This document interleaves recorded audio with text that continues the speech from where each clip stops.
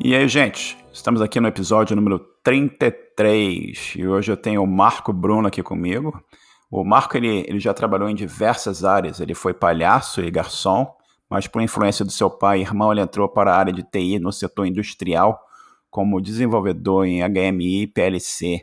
Após 2 anos, ele resolveu migrar para a área de desenvolvimento web com foco em JavaScript e UX. Marco, é um prazer enorme ter você aqui com a gente e muito obrigado aqui por compartilhar o teu tempo e o teu conhecimento. E uma pergunta que eu sempre pergunto para as pessoas aqui é como é que foi o começo na área de TI, mas você teve um começo profissional diferente, né? Você começou a trabalhar como palhaço e garçom antes de você ir para a área de tecnologia.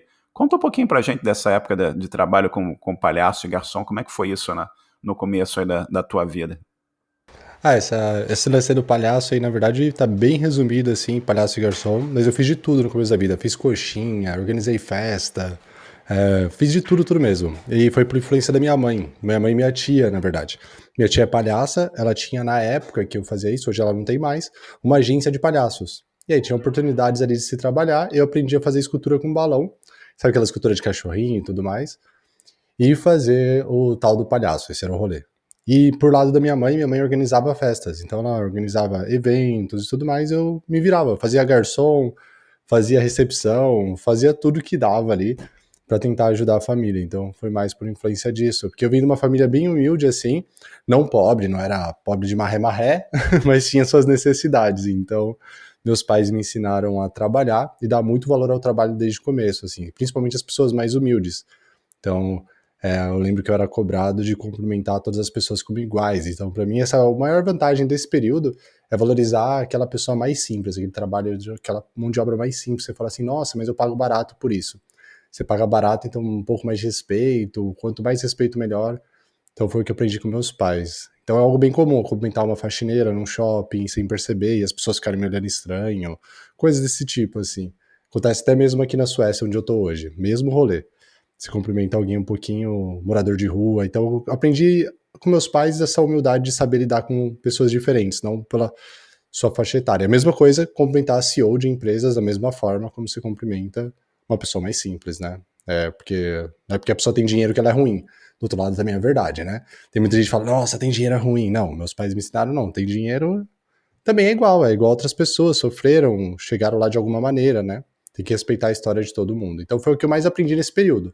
Mas fiz bastante coisa diferente, mas o maior aprendizado acho que foi isso.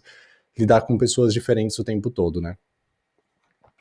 E lidar com o público também, lidar com o Sim. usuário no final das coisas, né? Que você mesmo trabalhando com palhaço, como garçom, uma analogia que eu faço é que você está sempre trabalhando com o público, né? E mesmo você trabalhando na área de tecnologia, você vai ter cliente, você vai ter demanda, você vai ter necessidades que as pessoas têm, as pessoas às vezes estão de mau humor, estão de bom humor, eu acho que isso também te ajuda na parte de lidar com gente, né? E conta um pouquinho pra gente como é que foi essa influência. Você mencionou aqui na entrada que você enviou para mim, falando que o seu pai e o seu irmão te influenciaram para a área de TI, para o setor industrial, como desenvolvedor em HMI, PLC. Conta pra gente um pouquinho como é que foi essa influência e o que é esse negócio, o que é isso de HML, HMI, PLC? Conta um pouquinho pra gente, explica pra nossa audiência aqui o que é isso.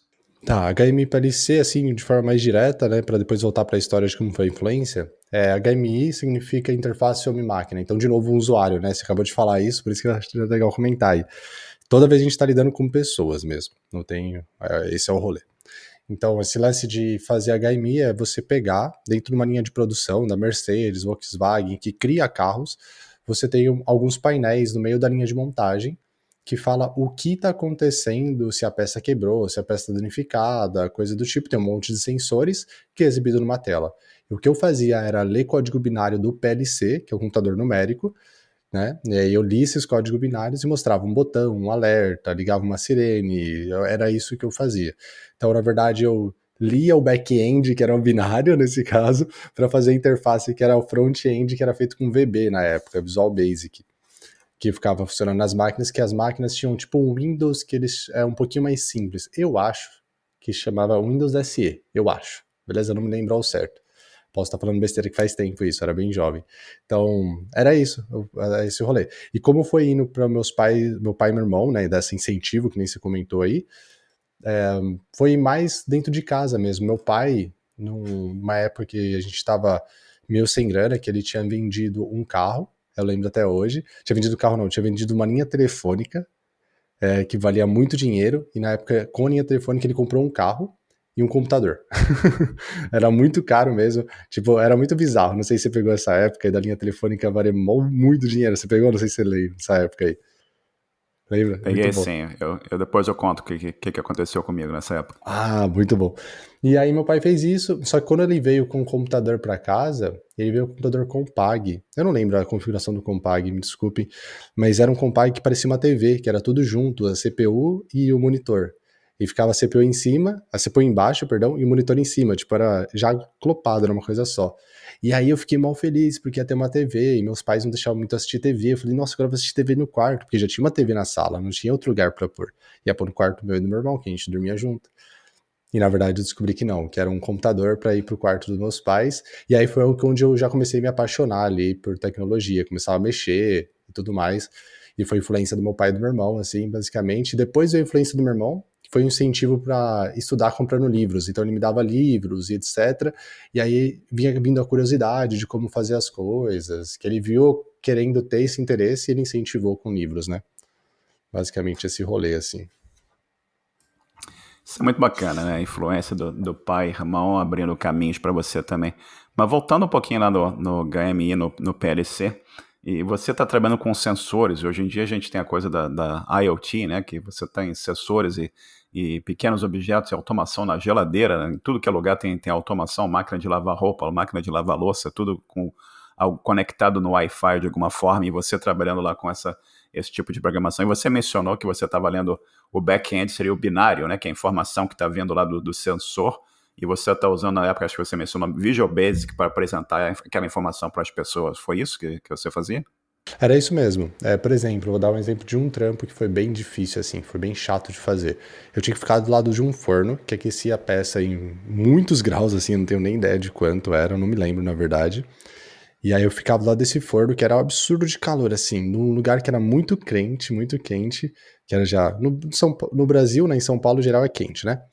E era no verão, eu nunca esqueço. E aí, o operador de boa, assim, tranquilo, com a sua roupa ali de proteção, então as roupas são grossas, não são. Você não tava de bermudas, algumas roupas quentes pra caraca.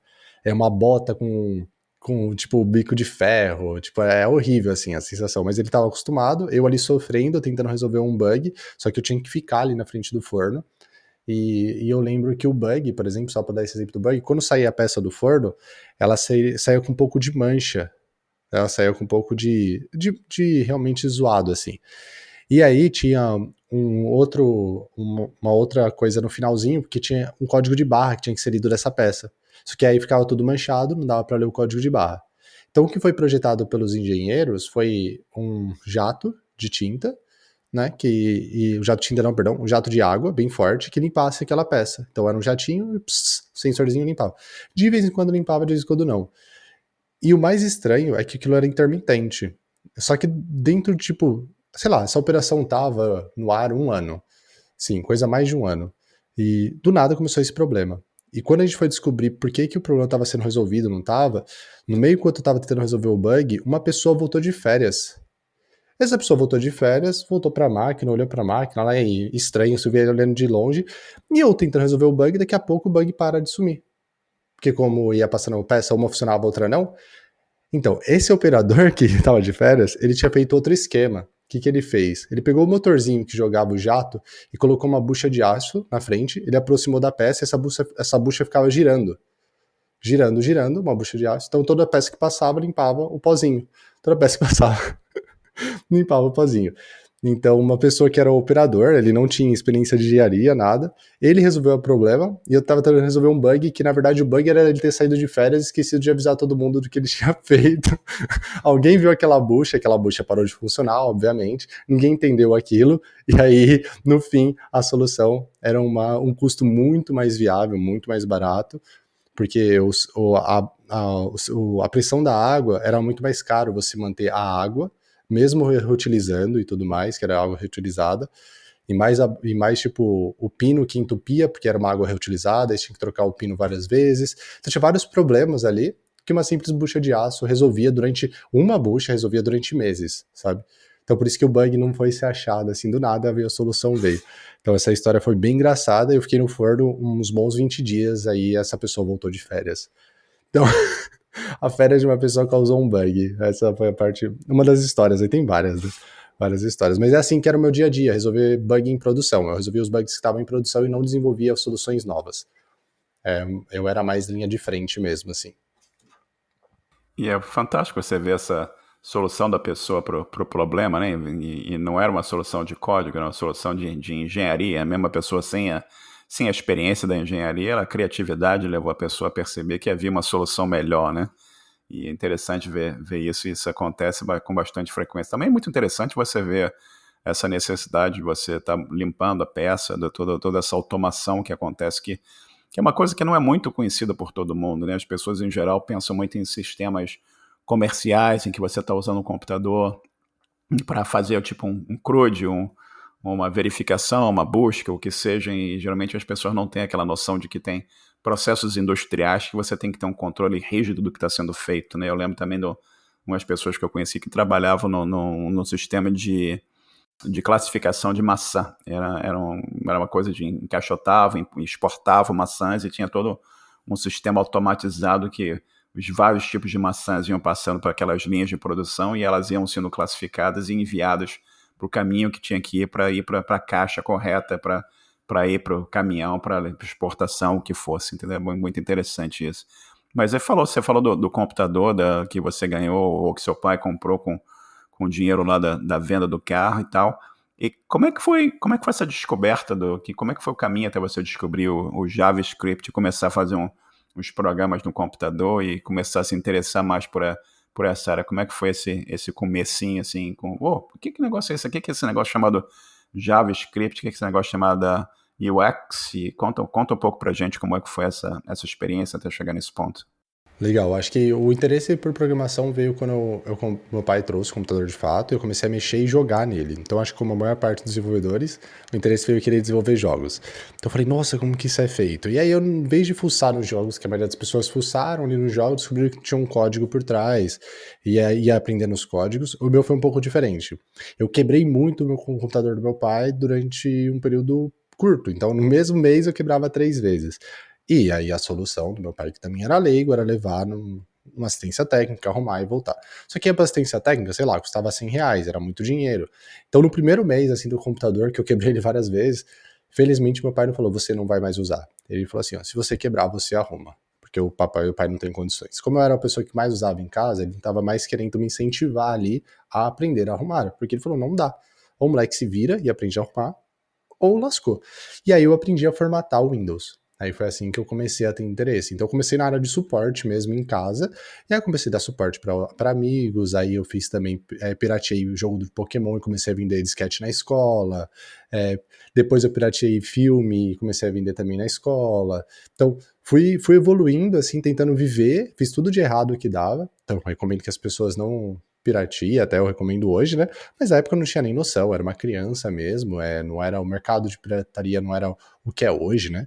Não tem todo esse estudo. E eu pirateava com a intenção nem era de dinheiro, porque eu lembro que eu vendia ao preço de eu comprar uma coxinha na cantina, sabe? Porque meus pais não davam dinheiro na escola, eu falava, quero jogar uma bola mais tarde, eu vendo o disquete aqui do Pokémon, um Pokémon Yellow, qualquer coisa assim, qualquer Pokémon que tinha na época, e aí a pessoa joga o Pokémon na casa dela e eu como meu... E aí, então era tipo isso, assim. Eu falava, ó, custa tanto jogo e tanto disquete, sabe? Era isso que eu fazia. E era bem ridículo. Mas era legal, era um ridículo gostoso, assim, eu fui me divertindo. Depois eu fui pra área de... Primeiro, antes de ir pra área de engenharia, assim, de programação com o HMI, eu fui para a área de suporte, né? Até mesmo para entrar na área de HMI, nessa empresa que eu fui, eu era da área de suporte lá, e aí eu tava passando no corredor pela linha de montagem para consertar uma máquina que estava no fim dessa linha de montagem, dentro da própria empresa que eu trabalhava, e tinha 3 engenheiros que eu conhecia, assim, que eles eram famosos, né, os engenheiros eram famosos dentro da própria empresa, que eram pessoas muito inteligentes, batendo cabeça e conversando, e olhando para um cabo de rede. né? Eu acho que chama RJ45, né? Não sei se era RJ45 esse nome. RJ45 é o conector, né? Isso, É o obrigado, tá vendo? cabo Ethernet. Boa, boa. Cat 5 que chama. Isso, valeu, tá vendo? Nem lembro mais essas coisas. Aí o RJ45 tava na mãozinha deles, assim, eu lembro o conectorzinho, e eles olhando e tentando conectar. Eu fui, resolvi o problema dessa máquina e voltei. Quando eu voltei eles lá, eu sempre fui muito cara de pau, bem curioso das coisas. Falei, opa, tudo bom? Você tá com um problema no cabo, especificamente, porque no cabo eu sei montar cabos. Aí não, a gente também sabe, isso que a gente. E eles eram bem humildes mesmo. Ó, a gente montou, tentou conectar aqui e não tá indo, sabe? A conexão que era feita da máquina, do notebook no PLC, que era o computador industrial, era por cabo de rede, era por cabo de rede comum. E aí eu fui tentar olhar o que era, e eles estavam clipando errado. Então eles estavam fazendo a conexão errada e tentando várias vezes. A hora fazia muita força e quebrava o pino, não percebia. Aí eu falei, posso tentar aqui rapidinho? Aí eu tirei minha maletinha, né, que era isso que eu fazia, dava suporte, montei um rapidinho ali, montei um bem curtinho para economizar, porque eu queria ver se o erro era esse, né, porque eu já fazia isso com prática. Montei, aí eu falei assim, ó, funcionou. Aí ele falou, mano, mas tá muito pequeno o cabo. Eu falei, não, foi de propósito. Se não fosse esse problema, eu não ia pegar um cabo gigante aqui para ficar desperdiçando material. Aí eu fiz um outro cabo grande, falei, ó, valeu, falou, bom trampo aí, e resolvi o problema. Resumindo, depois eles vieram até a minha mesa na hora do almoço, me convidaram para almoçar com um time de engenharia, no mesmo dia, e aí tava o gerente da área, e aí eu comecei a tirar a piada com o gerente, eu nem sabia que ele era gerente, porque o gerente a gente acabava não conhecendo, porque eles, na verdade, ele não era para estar ali, era os gerentes, eles almoçavam em outro lugar. Esse gerente especificamente, ele era um pouco mais enturmado com o time dele e tudo mais. Então, os diretores e gerentes, eles almoçavam em uma outra sala, com outro almoço, não era igual do povão. E ele começou a tirar sarro, comecei a tirar sarro dele. Ele falou: você não quer tentar fazer um processo seletivo? A gente tá com uma vaga para programador. E aí foi assim que eu entrei na área de engenharia, sendo um técnico. Eu era o único não engenheiro da área de engenharia, eu era um técnico em informática. Então nasceu assim o interesse, né? Aí eu fui mandado embora por outro problema, que era o mesmo de que eu ser contratado, que é tipo, esse problema de ser muito cara de pau, falar meio na gíria e tudo mais. Isso o diretor não gostou tanto da área, e aí depois de 2 anos eu fui mandado embora porque eu entrei na sala uma vez e falei assim, eu tô com uma treta lá com o cliente, eu tenho que resolver isso aí, mano, já tá 2 horas cobrando, e o Heine, que era o nome do cara, não veio, a gente tem que ver qual que é. Aí o Heine, que era o gerente que não ia trabalhar naquele dia, veio só pra me mandar embora e pediu desculpa. Falou assim, desculpa, eu tô te mandando embora, mas eu ainda não sei o porquê. E eu sei que é besteira, mas eu não posso fazer nada. E aí ele falou, procura uma área que você tem uma comunicação mais livre. E aí ele deu a dica de ir para a área de web. Ele falou, a área de web talvez você vai crescer muito, cara. Porque aqui você vai ficar assim travado. O seu jeito de ser não é o jeito industrial nesse momento. Eu acho que ele falou bem na época, ele falou assim, eu acho que a área industrial vai ter esse jeito seu, o quanto antes, porque essa comunicação mais clara é o que eu tento fazer todo dia. Ele era um cara bem pra frente, apesar de ser descendente de alemão. Né? E depois eu descobri que os alemãos são bem mais pra frente, na real. E aí eu falei, caraca, que top. Aí eu fui pra área de web por conta disso, mais influência dessa pessoa que me mandou embora, se querer me mandar embora, na época. Foi bem engraçado. E foi depois da crise de 2018, 2016, que durou bastante tempo a área industrial. Não sei se você pegou essa crise no Brasil, a crise que todo mundo ficou saindo e tal, que deu aquele problema imobiliário, né? Acho que começou em 2016 e 2017, se eu não me engano, e eu tomei um pouco do resquício em 2018, assim, porque demorou para chegar na minha indústria, né? Demorou um pouquinho mais. Acho que foi isso, né? Acho que foi as datas. Com data eu sou horrível, tá, galera? Data eu sou péssimo, então posso estar falando besteira de datas gigantes. Eu acho incrível que, caso de você resolver o problema do cabo, abrir uma oportunidade para você, né? O fato de você ter tido a iniciativa de parar e falar, tudo bem aí, gente, o que está acontecendo? Eles explicando para você o problema que estava tendo, e você tendo a iniciativa de ajudar e consertar, aquilo te abriu uma oportunidade, que aí, apesar de que aquilo, eventualmente, você foi embora, mas te abriu uma oportunidade, te abriu um caminho ali de programação que foi bem interessante, né?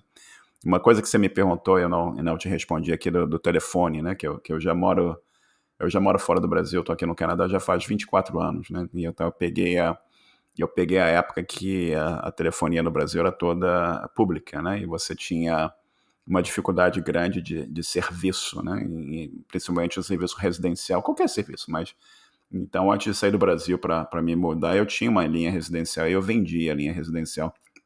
E na época, eu não me lembro exatamente o valor, mas foi um valor significativo. E na época, acho que você negociava, inclusive, com a inflação, você vendia em dólar americano. E era um valor significativo que você vendia, aquele dinheiro eu trouxe para cá. E eu contava para as pessoas aqui. E eu fui trabalhar aqui na área de telecomunicações. Eu falava, eu saí do Brasil, eu vendi o meu telefone lá por X dinheiro. E, sei lá, $2.000 americanos, o que fosse, entendeu? E as pessoas aqui não acreditavam. Né? Dava pra falar, como é que assim? Como é que você vendeu o seu telefone? Você vende o direito de uso da sua linha, né? Que era um bom dinheiro que dava, porque não tinha serviço, né? Mas com a evolução desse setor também, e a privatização de alguns serviços, e pelo que eu entendo, eu estou muito tempo fora do Brasil, mas a oferta cresceu muito, né? A introdução também da telefonia celular mudou bastante isso no Brasil, né? Eu não acho que ninguém mais ainda vende a linha telefônica. Acabou isso aí, eu acredito eu, né? Quer dizer, aí não, você tá na Suécia, mas no Brasil. Mas é incrível isso, né? E você aí foi para a web, e você já foi dessa oportunidade, você já chegou na local web, ou ainda você passou por outros lugares até chegar na local web? Conta pra gente um pouquinho como é que foi essa saída de lidar lá com o rapaz que sugeriu você ir para a web até você chegar na local web. Conta pra gente, por favor. Então, essa parte, na real, foi bem influência do meu irmão, assim, por isso que teve essa influência. Eu tava meio perdido quando eu saí, e quando você sai da área do setor industrial, você sai com muito dinheiro. Então, eu era muito moleque, com muito dinheiro na mão e cheio de cabeça toda errada para fazer coisa errada, né? E eu fiz essas coisas erradas, mas meu irmão já era um pouco mais velho, 4 anos de diferença, né? Chegou, Marco, dá uma segurada no dinheiro, tá? Vamos tentar fazer umas coisas legais aí. E aí, mesmo eu tendo dinheiro guardado, ele incentivou eu a ler mais, me levando na Livraria Cultura de São Paulo. E ele me levou lá, e ele tinha uma ideia de um software para fazer. Ele sabia que provavelmente eu não ia implementar o software, mas ainda assim ele incentivou a implementar o software. E aí ele me levou nessa Livraria Cultura, e eu lembro até hoje, a gente comprou uns 20 livros lá na Livraria Cultura, e foi falando, vai com todos os negócios de tecnologia que você achar que tem que comprar. Então eu cometi aquele erro inicial que todo mundo comete, de querer aprender todas as linguagens de programação ao mesmo tempo. Então eu comprei livros de PHP, de Ruby, de Java, de JavaScript, de HTML e CSS, comprei todos os livros de diferentes linguagens de programação, e saí com um bolão, e acabei, tipo, um bolo de livros gigante. Acabei lendo todos mesmo, né? Tanto que foi uma boa experiência, mas horrível em relação de foco. Então, eu não recomendo para ninguém, assim, porque felizmente eu tinha o dinheiro guardado, então eu podia planejar isso, o meu estudo a mais a longo prazo.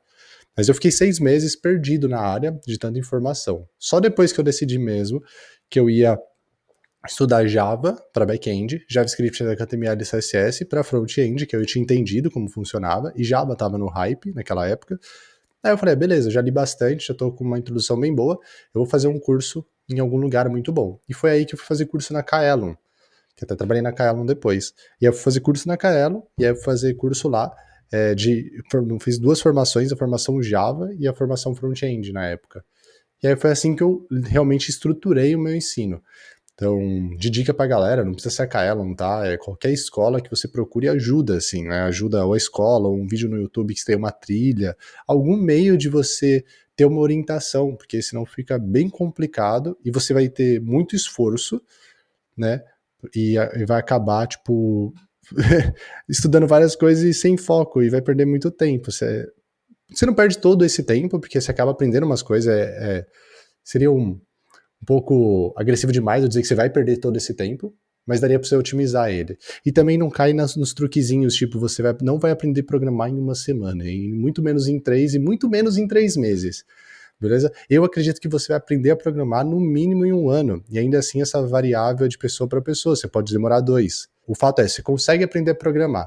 Eu gosto de brincar uma frase que eu falo, e é um pouco polêmica até, que o pessoal fala assim, programação não é para todos, é só para quem gosta de estudar.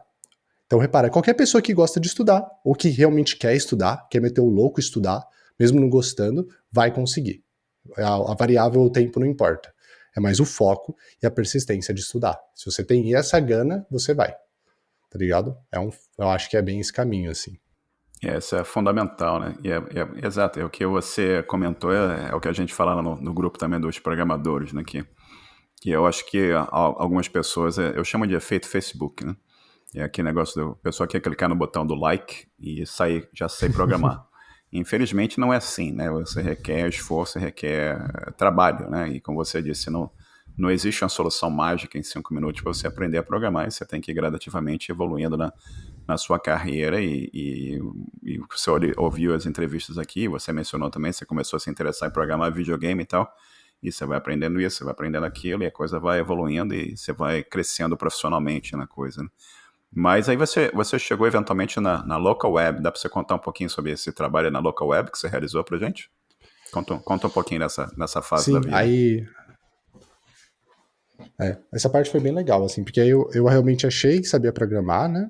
Aí o que eu fiz? Eu fiz esse software com meu irmão, era tudo feio, tudo sem fazer as coisas, bem ruim, assim, mas cheio de teste desnecessário. Eu também tava fazendo TDD, sem saber direito o que era TDD, que eu tinha aprendido na Kaelon, mas de forma teórica. Na prática é tudo muito diferente, né? Mesmo o curso sendo muito prático, na época eu fiquei meio perdido na hora de fazer sozinho. Mas foi bom, porque eu tinha um software na minha mão, publicado no Google App Engine. Tava, tipo, usando o Google App Engine, e eu tava aprendendo na raça. Tava a versão beta o Google App Engine quando eu coloquei isso no ar.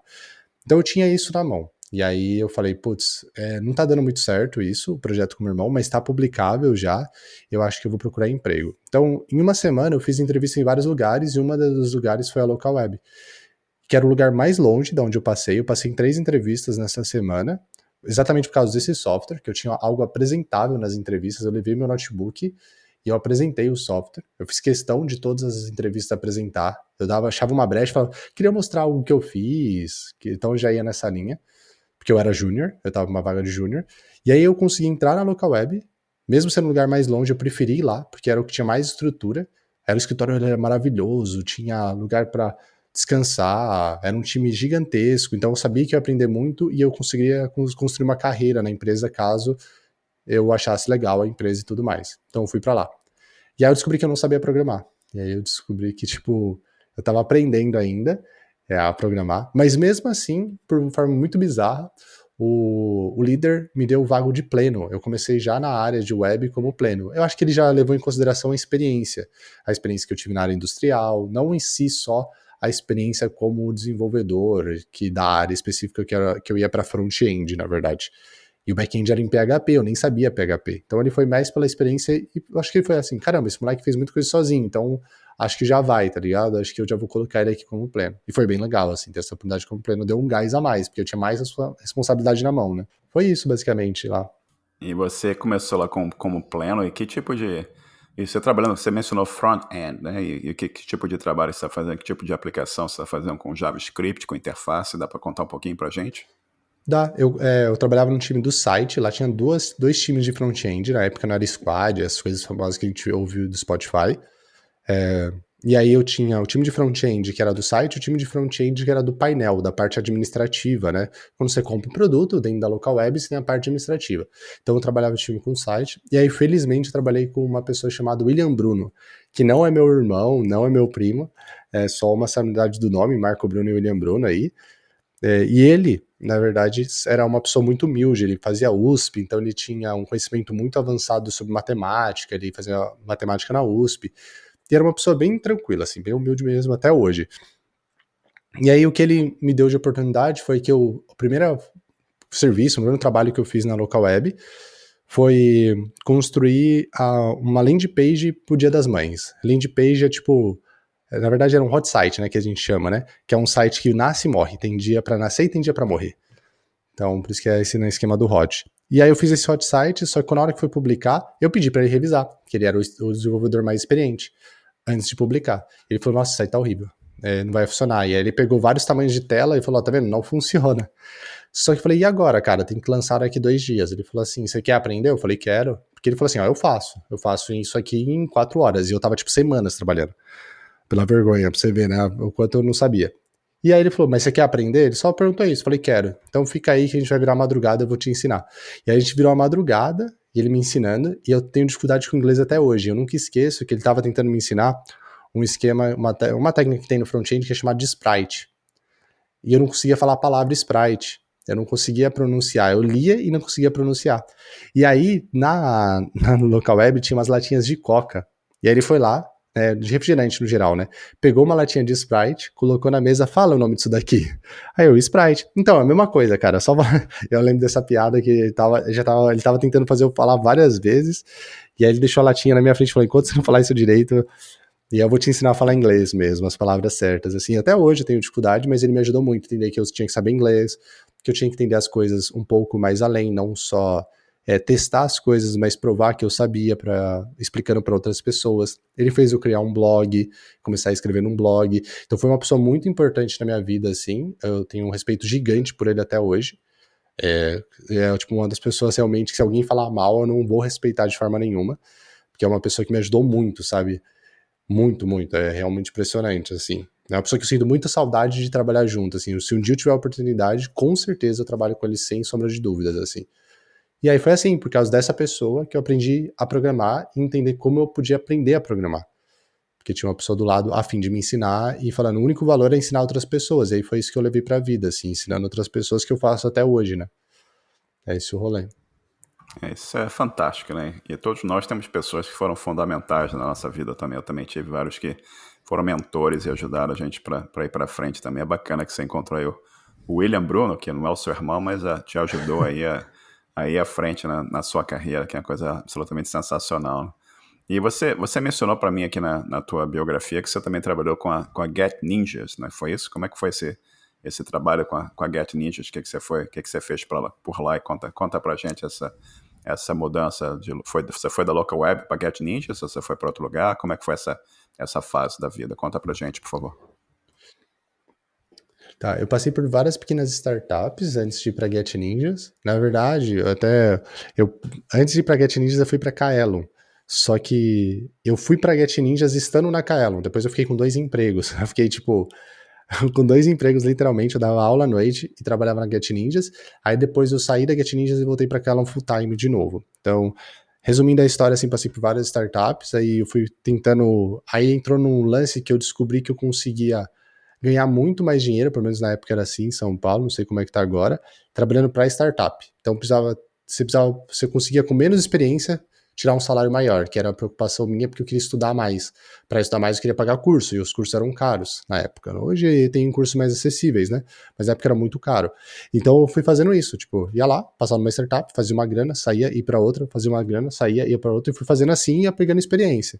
Então eu passei por várias, algumas, a maioria eu não posso nem falar nome, que era startups, aí você tem que assinar aqueles negócios toscos lá que você não pode falar. Algumas nem foram lançadas, tinha investimento e não foram lançadas. Isso é muito comum na época que teve um boomzinho de startup em São Paulo. E aí eu fui para Kaelon depois de um tempo. E antes de ir para Kaelon, eu lembro que eu fiquei 20 dias, 30 dias na Sociedade Brasileira de Coaching, trabalhando como desenvolvedor. E aí quando a Kaelon me chamou, e eu já tinha, no dia que eu saí da Kaelon, que eu estava fazendo lá o curso no começo, eu falei, mano, eu vou trabalhar nesse lugar na primeira oportunidade que eu tiver. E aí eu lembro que o Sérgio Lopes tweetou falando assim, estamos com vaga para instrutor de front-end. Tweetou. E aí eu fui a única pessoa que respondeu no tweet dele, como é que eu faço, tá ligado? O resto perguntava, não tem pra Ruby, não tem pra não sei o que lá, todo mundo querendo saber outras vagas, mas de front-end ninguém queria saber. Eu falei, como é que eu participo? Aí ele falou, só mandar por DM aí. Eu mandou por DM, aí fui participando do processo. Na hora que eu passei, eu falei, desculpa, Sociedade Brasileira de Coach. Eu nunca tinha saído tão rápido numa empresa, mas eu falei, não tem nem como, é um lugar que eu sonhava trabalhar, eu preciso trabalhar lá. Tanto que eu fiquei 4 anos e meio lá, mesmo saindo pra ir pra Get Ninjas nesse pequeno período, eu continuei. Lá na Get Ninjas, você perguntou, né? Eu trabalhei com Ruby, basicamente, o back-end, mas não sabia muito, o meu foco era front, e o front-end lá tava bem bagunçado na época, era uma coisa de backbone, assim, e decidindo ainda fazer o style guide e tudo mais, não tinha mais o backbone, eles estavam tentando tirar o backbone, e aí logo depois que eu saí, eles começaram a implementar Ember.js, que é um framework muito bom mesmo. É o único framework de front-end que a documentação é escrita primeiro com teste, fala primeiro de teste na própria documentação, que é o framework usado no LinkedIn. O LinkedIn é feito com Ember, né? A plataforma do LinkedIn, a última versão. Então, da última vez que eu tive contato com o pessoal que tá lá, que foi muito legal, eu fiquei 7 meses, 8 meses lá. Aí eu acabei vendo que minha pegada era educação mesmo, eu tinha que dar aula, eu tinha que estudar, eu gosto de ensinar e gosto de aprender, e aí esse é o meu rolê. Aí eu voltei pra Kaelon mesmo. Aí eu voltei e continuei trabalhando lá até vir para fora do país, praticamente. Isso foi a zona aí, a bagunça. E que tipo, você ficou 4 anos e meio com a Kaelon, que tipo de produto você trabalhou, o que você produziu por lá? Conta pra gente, por favor. Vixe, lá foi bastante coisa. Lá foi assim, eu reformulei a apostila de front-end junto com o time. Quando eu falo eu, era um time, né? Não era sozinho. Só para ficar mais fácil a fala, na verdade. Então foi eu, um time, desenvolvendo uma apostila nova de front-end, a parte de HTML, CSS, JavaScript. Depois eu escrevi uma apostila de UX. Peguei uma apostila que já estava escrita e estava parada, um curso parado, que estava morto. Essa foi um dos atos mais legais que eu fiz lá. A apostila tá free até hoje, vocês conseguem baixar. É a mesma apostila até hoje. Isso que eu acho muito legal, assim. E aí eu escrevi essa apostila e o curso começou a vender bastante na época, que é um curso parado, começou a vender bastante. Então esse foi um ato muito legal. Também tentei fazer um esquema de lá que eu lembro até hoje, que foi bem bacana, que era um esquema de bootcamp. Então eu comecei a tentar montar isso, mas foi perto de eu sair, acabei saindo. Então teve vários feitos assim que foi interessante e durante esses 4 anos e meio eu fui o instrutor que dava mais aulas de São Paulo, do Rio, e eu só perdia para um moço de Brasília porque tinha ele mais o instrutor e ele arregaçava de dar curso assim. Eu não conseguia ganhar dele, não tinha nem como, porque ele dava aula de manhã e de tarde, então não tinha como dar 2 aulas, né? A Kaelon de São Paulo não permitia isso. Senão eu teria passado também, porque eu gostava muito de dar aula, era fissurado, e também o meu salário vinha baseado em aula. Então, quanto mais aula eu dava, mais eu recebia. Né? Então, era realmente dessa forma. Então, eu era um dos poucos instrutores que dava aula de domingo, por exemplo. Eu dava aula de sábado e eu falava pro comercial, abre uma aula de domingo que eu vou dar aula. E aí eles abriam, vendia, porque a procura é bem alta. E assim foi indo. Aí eu fui crescendo dentro da empresa.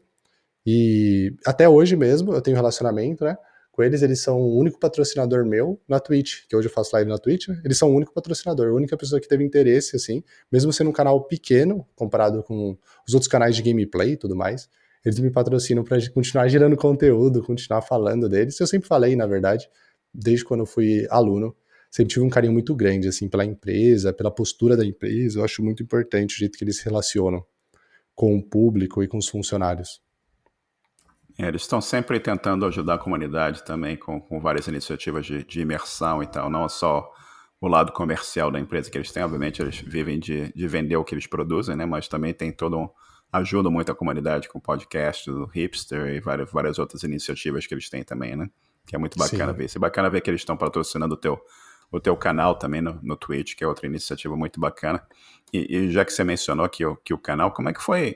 Como é que você começou essa coisa aí de você estar trabalhando e tendo todo o teu gosto por aula e tal, e como é que surgiu essa coisa de começar a dar aulas e ajudar as pessoas pelo Twitch, criar o teu canal e transformar isso eventualmente num business, né? Conta pra gente um pouco dessa história, como é que você entrou nesse caminho, como é que esse caminho tá evoluindo para você. Conta um pouquinho pra gente, por favor. Quando sim. Quando eu tava na Kaelon, eu tava começando um canal no YouTube. Por algum motivo, eu resolvi fazer um canal no YouTube, achei que precisava, pelo sentimento que eu tava vendo dos movimentos da comunidade. Tinha pouco canal na época de YouTube, eu falei, vou fazer isso. E aí eu comecei, tem até hoje uns vídeos lá no YouTube, hoje eu não dou tanta força, apesar que, vou acabar soltando um spoilerzinho, vai. Eu tô gravando faz um tempo os conteúdos pro YouTube, tá passando por um editor agora, e aí vai ter um fluxo maior no YouTube, mas é um propósito de um canal secundário. O meu canal mesmo oficial é a Twitch, assim, o que eu mais vou dar mais atenção. Então, beleza, vou só voltando, né? Eu fiz esse canal no YouTube, e aí quando eu saí da Kaelon, eu saí da Kaelon porque eu tive o meu primeiro filho, e eu resolvi que eu queria ficar próximo da minha família. E aí as aulas que eu tanto gostava de dar aula, não me deixava próximo da minha família, porque eu tinha que ficar 8 horas dentro da sala de aula. E eu tinha que viajar para o Rio de Janeiro, viajar para Manaus, viajar para Maceió, viajar o Brasil todo, porque a Kaelon tem contrato com várias instituições do Brasil todo. Então aí começou a complicar. A Kaelon e a Alura agora, né? Agora, depois que eu saí, também teve a Alura que teve um boom gigantesco. Então, esse grupo é muito grande, aí ficou, putz, não faz sentido mais pro meu dia a dia. Então eu fui falar com o dono e falei assim, infelizmente eu sei que o meu papel é como instrutor, e eu não me vejo aqui com um papel mais gerencial, então nem vou pedir isso, que eu não conquistei isso, acho que não é mérito, e eu vou sair, né? Eu pedi para sair. E aí depois de uma semana eles mandaram embora, então foi bom. Na época a gente tinha acabado de migrar para CLT, antes a gente era PJ, né, por conta de um investimento, tudo que a Kalon recebeu e a Lura. Aí eles pediram para mudar tudo para CLT na época. E aí eu acabei mudando, então foi bom, assim, eu peguei uma graninha legal, né, não foi dos 4 anos e meio, não foi por esse valor, né, porque uma boa parte, a maior parte foi PJ. E eu peguei essa grana, fiquei em casa, tranquilo, cuidando da minha família, e falei, vou fazer entrevista. Quando eu fui fazer entrevista, por algum motivo, eu não sei o porquê, velho, eu realmente não sei. Eu falei, eu vou fazer na Twitch, eu vou fazer todo o processo de codar o desafio na Twitch. Eu fui codar o desafio da Zé Delivery, é uma startup dentro da Ambev. E aí eu comecei a codar, o pessoal começou a curtir. Primeiro dia tinha 5 pessoas, no segundo já tinha 15, no terceiro já tava com 20.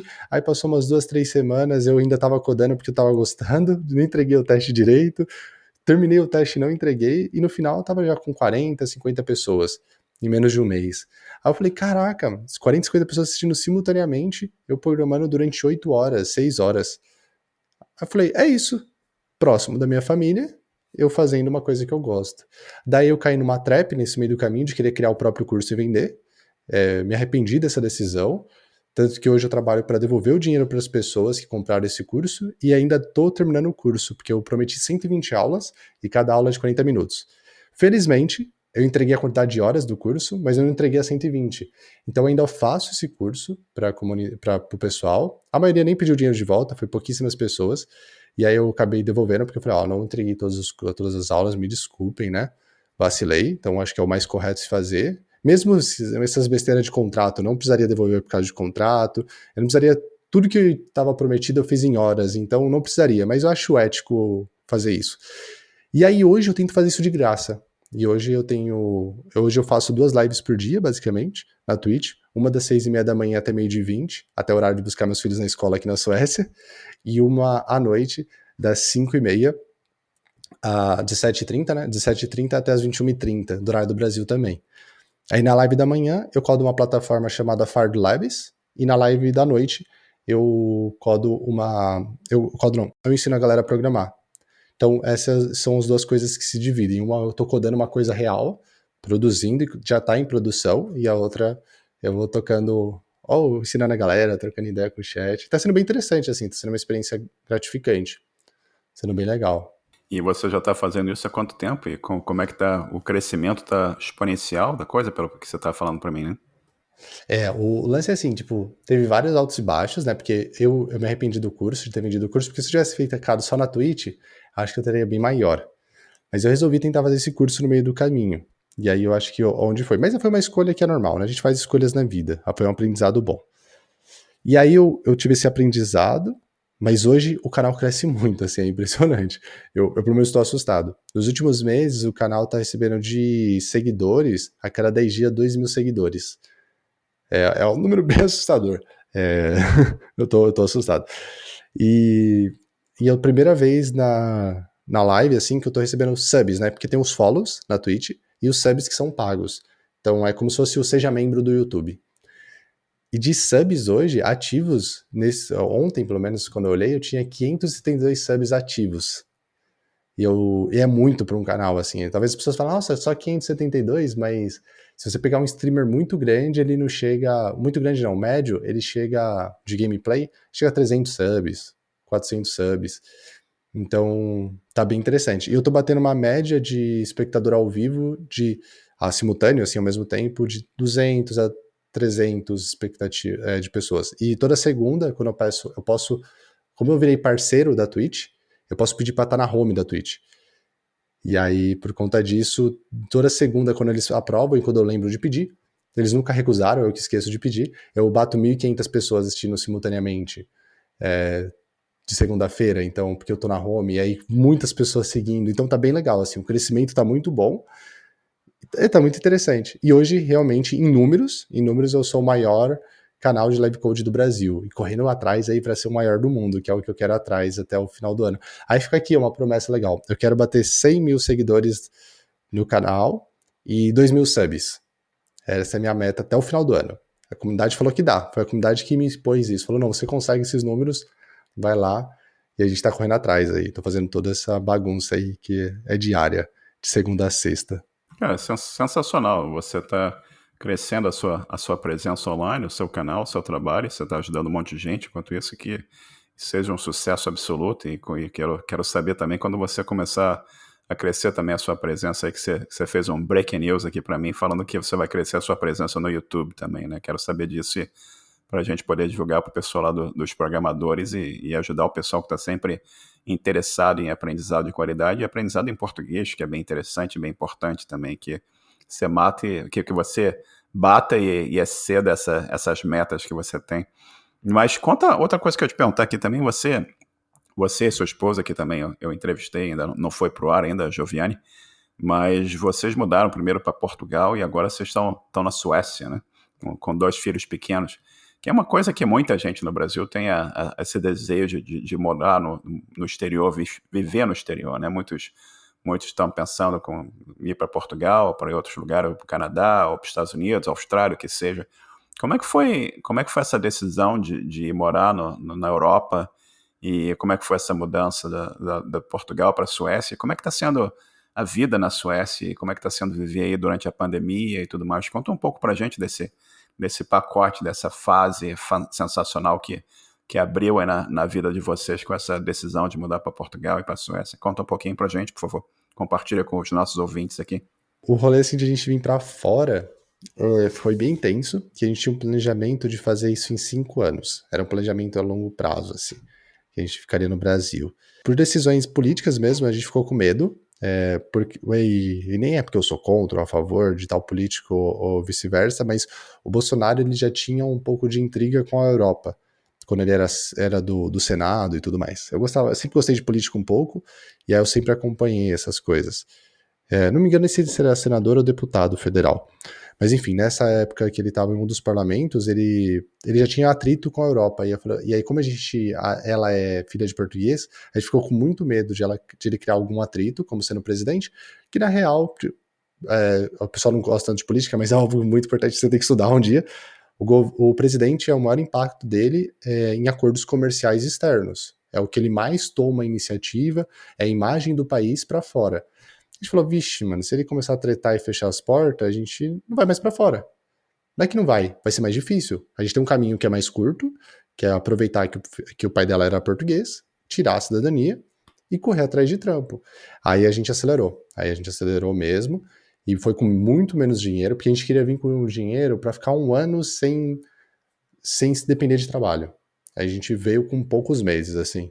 Tipo, as coisas tinham que dar certo, senão a gente tinha que voltar. E aí a gente ficou em Portugal esperando a documentação, demorou 6 meses para vir a documentação dela, tudo certinho. Depois que veio a documentação, demorou 5 na verdade, uns 4, 5 meses, mas depois que veio a documentação ela falou, vou procurar emprego. E o nosso objetivo era ir para Malta, né, porque é mais fácil de estudar inglês lá. Falou, beleza, eu estudo inglês lá, é mais fácil e é mais barato, né, porque lá a população, a maioria fala inglês, e é um dos países mais baratos da Europa. A Ilha Malta que fica no Mediterrâneo, né, entre a África e a Itália ali. E aí a gente falou, beleza, é isso aí. Aí vamos pra lá. Só que aí ela foi mandar o currículo, né, para várias empresas pelo LinkedIn. Na verdade, ela só abriu, né? Eu acho que ela não mandou nenhum currículo, ela só abriu no LinkedIn. E aí começou as empresas a entrar em contato. Você pode falar preferência de países. E aí falou Malta, veio outros países também. Ela colocou Malta, acho que foi Inglaterra, Reino Unido e acho que foi Berlim. Acho que foi os países que ela colocou na época. E aí, num dia, eu não esqueço até hoje, man, ela pegou e falou assim, já pensou um dia, a gente tava conversando no restaurante lá chinês que tinha perto de casa. Pensou se um dia a gente vai para esses países de primeiro mundo, tipo Suécia, Suíça, Áustria, que eram os países que veio na nossa cabeça. E aí veio, realmente passou alguns dias, e aí veio o entrevistador falando assim, ó, posso te apresentar a Suécia? Eu sei que não tá na sua ideia de sair, não tá nas suas intenções, mas posso te apresentar a Suécia e depois apresentar a vaga de emprego? E aí ela apresentou a Suécia, o cara já sabia que a gente tinha filhos, e é o maior país do mundo para se criar uma criança, são dados reais mesmo, e é verdade, você comprova-se vendo aqui. É o único lugar que eu vi, mas eu não passei por muitos países, não sei se acontece isso no Canadá, até gostaria de saber, de você ver grupos de pais com grupos de crianças, não é com uma criança, que no máximo que você vê no Brasil é um pai com uma criança, não, é um pai com 3 crianças, outro pai com mais 3 crianças, outro pai com 4, outro pai com 2, tanto que teve uma ocasião bem engraçada, que a gente foi num parque, depois da escolinha aqui, quando não tava na pandemia, foi assim que a gente chegou, e aí só tinha homem, na verdade, no parque inteiro, e ela era a única mulher acompanhada ainda do pai, Não tinha nenhuma mulher com criança no parquinho, assim. Nenhuma, a não ser ela. A gente ficou assim, ó. A gente ficou paralisado. Tipo, realmente paralisado. Falou, o que tá acontecendo aqui? Isso aqui é muito estranho. E, tipo, é realmente estranho. É uma sensação muito estranha e feliz ao mesmo tempo. Você fala, caramba, os pais estão participando. E era pai trocando fralda, era pai dando chupeta, limpando a chupeta na calça, igual a mãe faz. Todas as coisas malucas que você vê no Brasil, uma mãe fazendo, era um grupo de pais fazendo, sabe? Conversando de futebol enquanto tava empurrando o carrinho, é coisa que você vê na Suécia com muita frequência. Muita, muita frequência. É padrão. Né? Acaba chamando mais atenção porque o grupo de mulher a gente tá acostumado a ver no Brasil. Então quando a gente vê um grupo de pais, a gente fica, caraca, que da hora. Então é muito divertido, assim. E aí a gente vê aqui, mas a pandemia que você perguntou, na pandemia foi tenso, velho. A pandemia tá sendo difícil, assim. Eu não sei inglês, né? Então tá mais difícil para estudar inglês, porque eu não consigo sair na rua para estudar inglês. A minha esposa tá trabalhando de casa, as crianças ficam doentes, eu não consigo, ela não consegue trabalhar. E aí tem algumas regras aqui na Suécia que são muito boas. Você não vai trabalhar com gripe, você não leva as crianças com gripe para a escola, nem se for um resfriadinho pequenininho, mesmo antes da pandemia. Então, são coisas que a gente está acostumando a viver e a gente não tem a companhia de ninguém, né? Literalmente de ninguém, assim. Então, é uma coisa muito doida.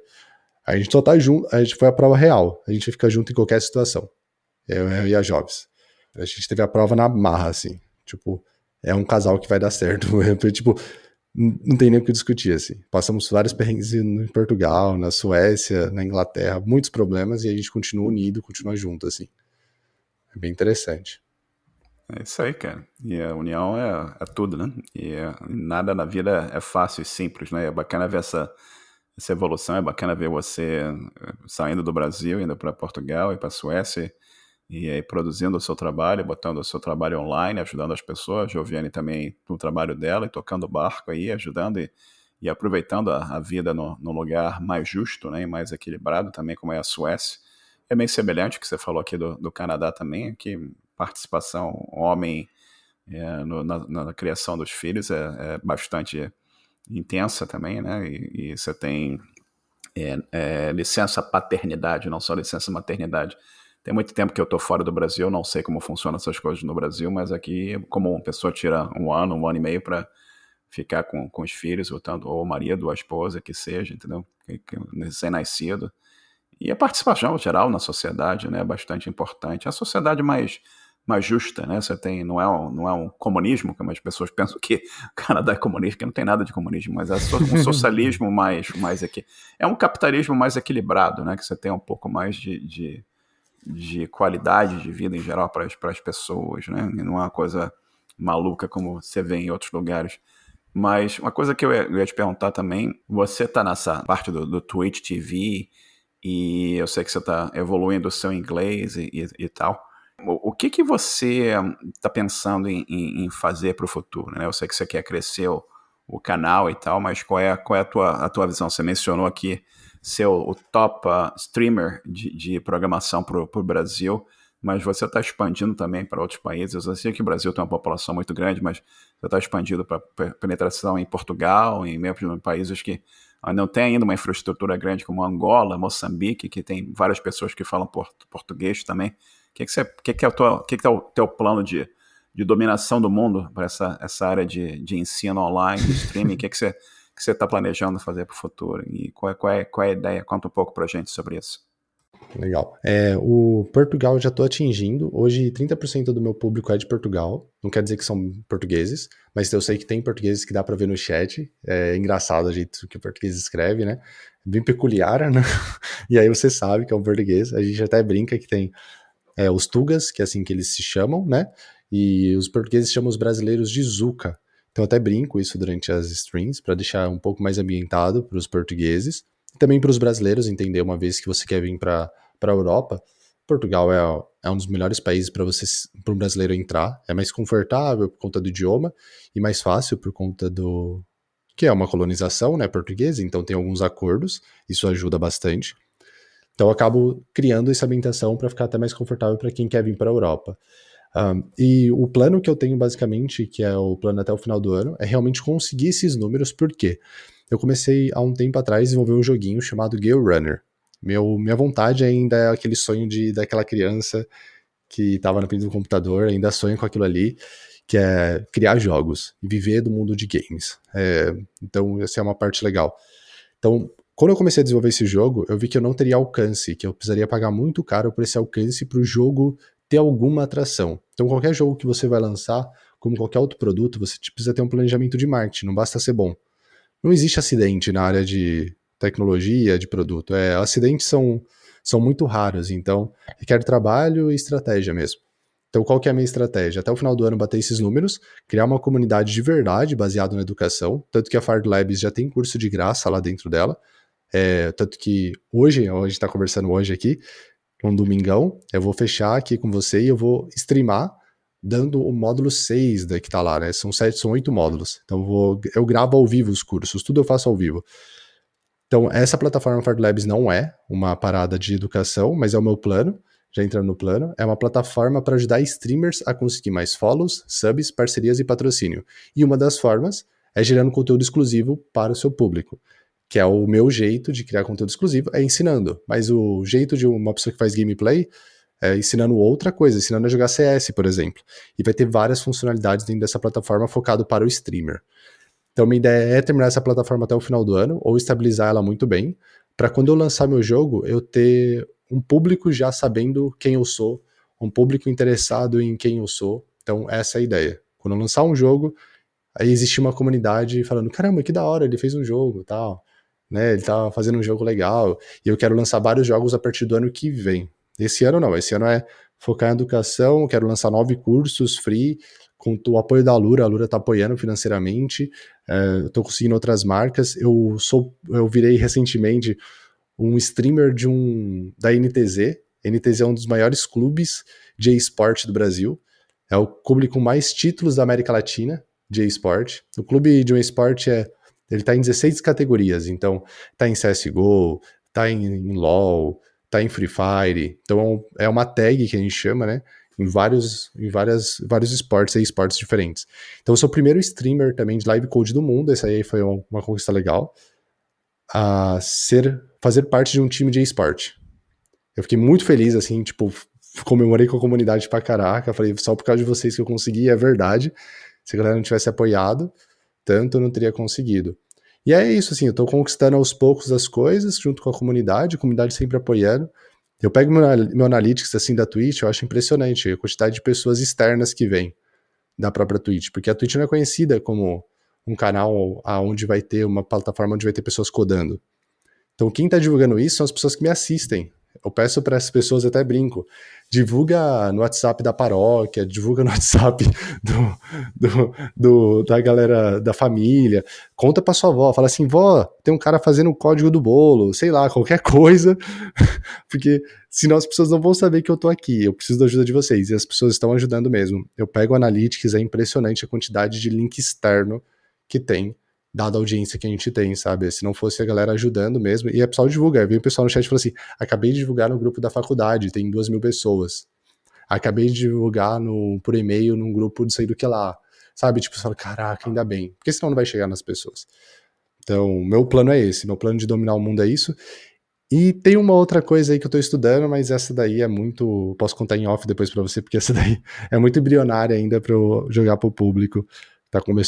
Começou umas 4 semanas, assim, eu tô estudando ainda, mas eu quero fazer também, assim, é bem embrionário ainda, então não sei o que vai acontecer. Sensacional, depois me conta, a gente, quando tiver concreto, a gente anuncia aqui pro pessoal. Demorou. Tá bom. E, rapaz, a gente já ter conversando aqui quase 1 hora, e ia te perguntar, no nosso grupo lá de programação, você tem desde as pessoas que estão há 30 e tantos anos programando, como a pessoa que está começando em programação, né? E a gente olhando para trás aqui no nosso papo, você começou lá trabalhando como palhaço e garçom, e as pessoas estão pensando, o que esse Marcelo está perguntando, que o cara trabalha de palhaço e garçom, mas é o contato com a gente, é o contato que você olhar o seu trabalho que você está fazendo no streaming, você está ensinando live coding, mas toda aquela experiência que você teve trabalhando como palhaço e garçom, você estava lidando com gente. Você estava ali entendendo como é que você traz satisfação para as pessoas. Que você falou, você está fazendo um produto, você está ali, o seu produto é um entretenimento, né? Como palhaço, e o seu produto servindo as pessoas, ou que seja um restaurante, um bar, ou que seja como garçom, você está trabalhando com o público ali, você está aprendendo aquilo. E olhando a tua carreira, o que funcionou, o que não funcionou, e pensando no pessoal que está começando agora, no grupo tem muita gente com dificuldade, tentando entender aquilo, exatamente o que você falou, comprou 50 livros de programação, onde é que eu vou? Eu aprendo Java, aprendo JavaScript. O que você diria para essas pessoas? O que você recomendaria para essas pessoas que estão conversando? O que ela faz? Qual o caminho que... Não existe, a gente conversou aqui, não existe caminho mágico para aprender, mas o que você recomendaria que essas pessoas fizessem? Conta pra gente um pouquinho. Para mim, eu acho que assim, eu não consigo resumir muito, mas eu vou tentar resumir ao máximo. Seria você ter foco e resiliência. Para mim, são duas palavras que precisa ter. Só que aí tem dois problemas. Para você ter foco e resiliência, você precisa descobrir como você tem foco, primeiro. E aí eu acho que a pessoa entender primeiro o que faz ela se motivar, o que mantém ela focada. Eu brinco que para manter foco, eu tenho 2 filhos e boletos. Com 2 filhos e boletos, eu me mantenho focado, muito bem focado, e mantenho o que me mantém resiliente. Basicamente, o amor é o que eu estou fazendo. Acho que não adianta você ter uma coisa só te cobrando, são os filhos, é a realidade, né? Eu falo cobrando como, tipo, pô, eu preciso comer. Eles dependem de mim, dependem das jovens, pra tudo hoje. Né? Obviamente que um dia eu quero que eles andem com a própria perna, mas isso faz com que eu realmente acredite. E os boletos também, porque se eu não pagar os boletos eu sou expulso de casa, ela, os jovens também. Então a gente tem essa preocupação. Então você precisa achar o que vai te manter foco. Ah, não tem um problema financeiro. Provavelmente você tem algum elemento na sua vida que faz com que você tenha foco. E a resiliência acho que é a paixão mesmo. Você tem que procurar alguma paixão na sua vida. Não precisa ser necessariamente na programação.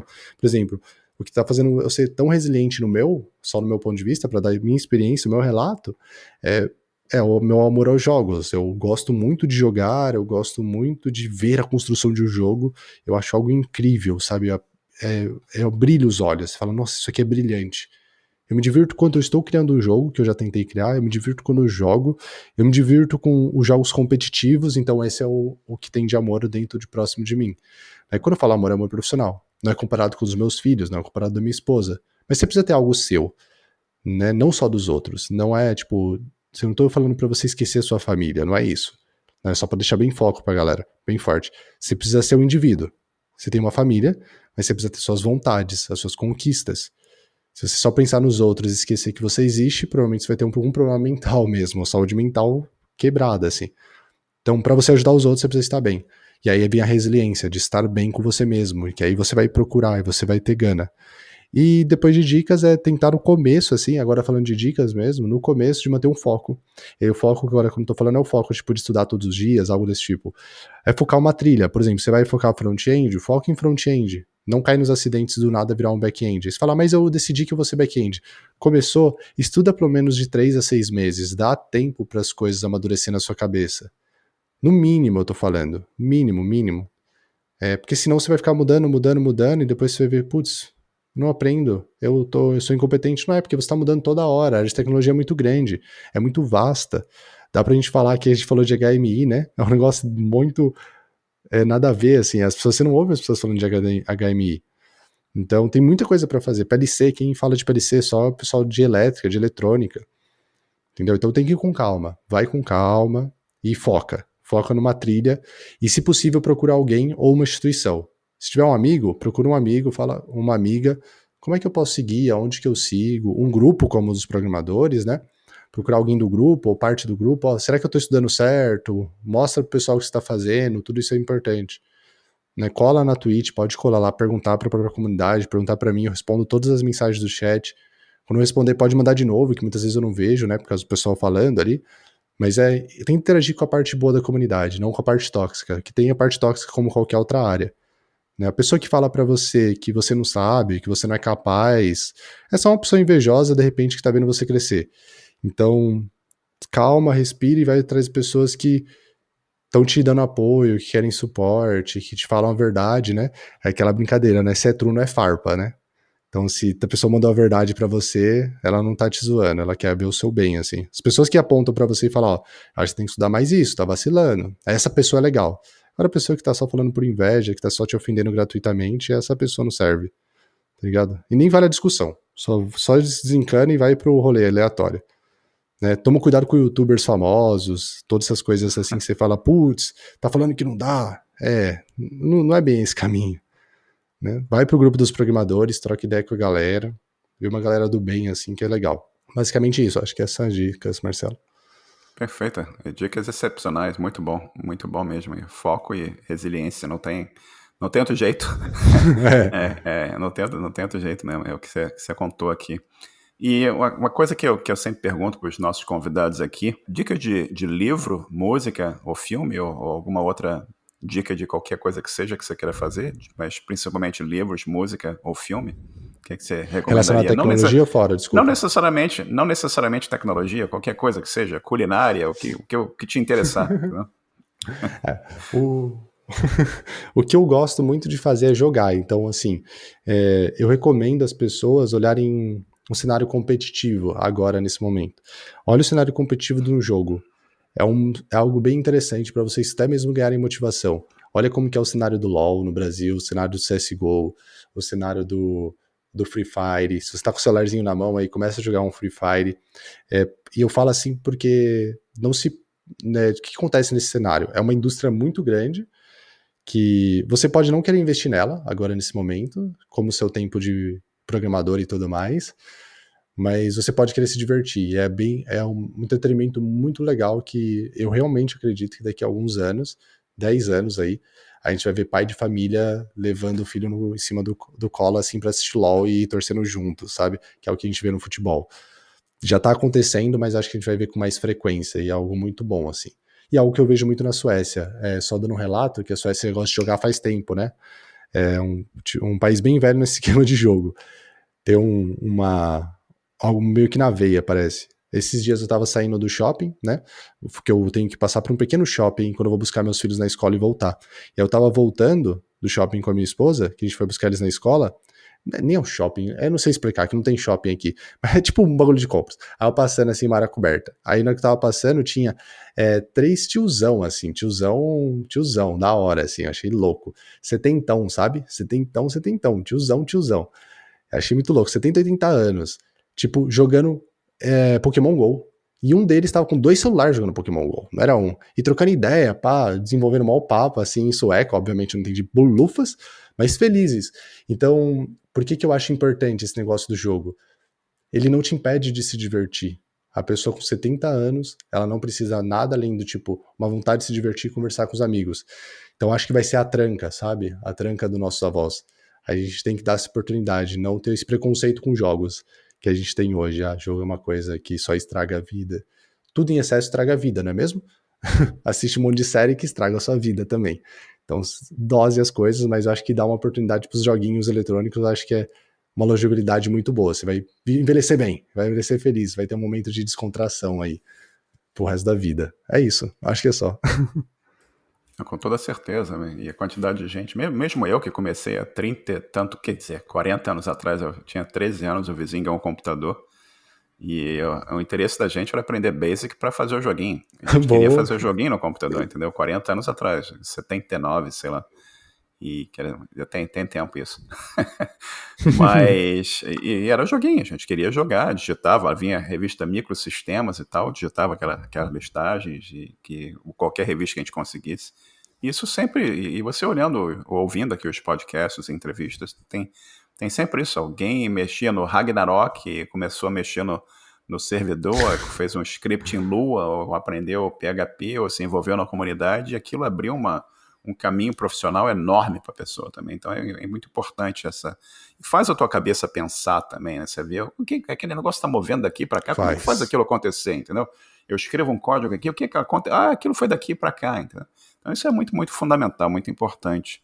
Ô Marco, chegando aqui no finalzinho, você quer deixar uma informação, além, obviamente, o seu canal do Twitch, você quer mencionar alguma informação para contato, ou Twitter, ou Twitch, o que seja, menciona aqui pra gente, para os nossos ouvintes terem a oportunidade de assistir o teu trabalho e contactar você com perguntas e o que seja. Conta aqui pra gente.